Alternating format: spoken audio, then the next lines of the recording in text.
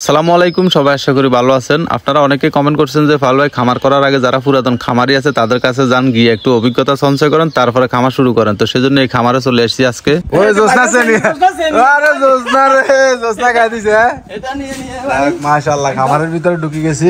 যাই হোক, আপনাদেরকে এই খামারের পুরো ভিউটা একটু দেখাই। এই যে বিশাল বড় একটা পুকুর দেখতেছেন, আর পুকুরের চারিপাশ দিয়ে দেখতেছেন কিছু ঘর করে রেখেছে, আর এই ঘরের ভিতরে বিভিন্ন প্রজাতির হাঁস মরগ এগুলো লালন পালন করে ওনারা। তো আমরা সর্বপ্রথম যেখানে যাচ্ছি এটা হচ্ছে ব্রয়লার মরগ। তো এখানে কিছু বড় বড় ব্রয়লার মরগ ওনারা লালন পালন করতেছে, আর উপরে দেখতেছেন যে একটা ঝর্ণা লাগা রেখেছে। কারণ হচ্ছে এখন প্রচুর পরিমাণে গরম পড়তেছে, আর গরমের কারণে উপরের টোনগুলো যেন গরম না হয় এই জন্য এই ঝর্ণাটা ওনারা লাগা রেখেছে। কারণ ব্রয়লার মুরগি অতিরিক্ত গরমের ভিতরে দেখা যায় যে স্টক মেস্টক করে মারা যায়, মানে স্বর্গে চলে যায় আর কি। দেখছেন এখানে যে মরগগুলো আছে এগুলো প্রায় 4-5 কেজি করে ওজন হইতেছে।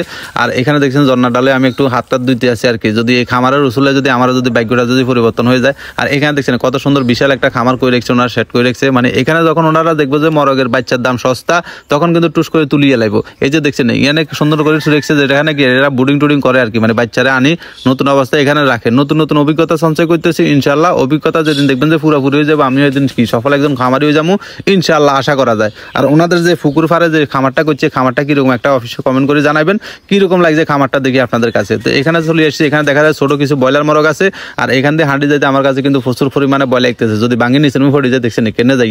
কারণ হলে ওনারা এখানে ওনাদের একটা ইয়ে হয়ে গেছে, কিন্তু আমি নতুন অবস্থায় আসি কিন্তু একটু ভয় পাইতেছি। আর এখানে দেখা যায় যে ছোট ছোট যে ব্রয়লার মুরগিগুলো আছে এগুলা, আর আমি একটা সেলফিও তুলিয়ে লাইলাম, যেহেতু আমার কাছে দেখতে খুব ভালো লাগছে আলহামদুলিল্লাহ।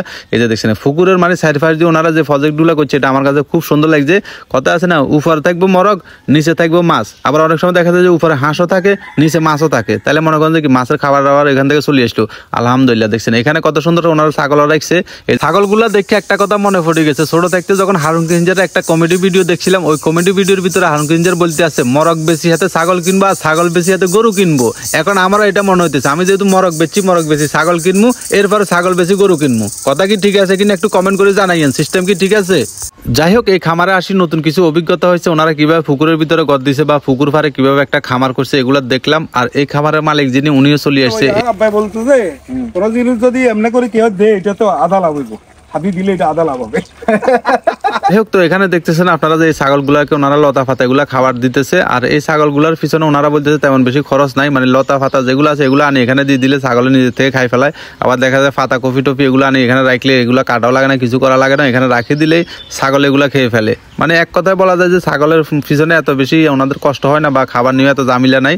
যাই হোক, তো ওনার খামারে এসে দেখে খুব ভালো লাগলো, কারণ হচ্ছে অনেক দিনের আশা ছিল যে একটা খামার করে আমি সফল হয়ে যাব, কিন্তু দেখা গেল যে অভিজ্ঞতা না থাকার কারণে বারবার ব্যর্থ হয়ে যায়। তো এভাবে আসলে কয়েকটা খামার ভিজিট করলে হয়তো আমার আরো কিছু অভিজ্ঞতা সঞ্চয় হবে।